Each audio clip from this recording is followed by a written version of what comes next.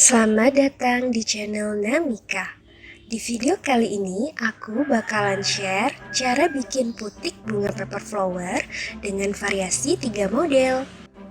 Tonton videonya sampai habis ya.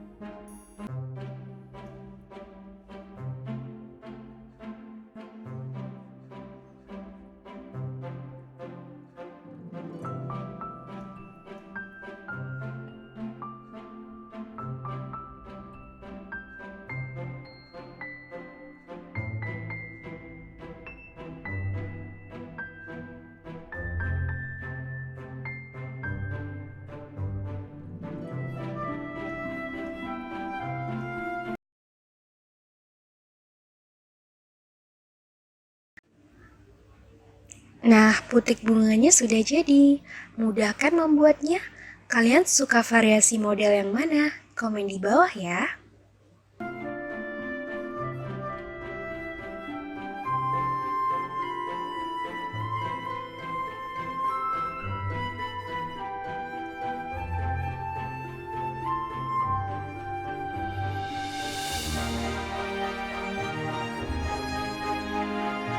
Semoga video ini bermanfaat. Terima kasih sudah menonton. Jangan lupa subscribe supaya tidak ketinggalan video selanjutnya. Sampai jumpa.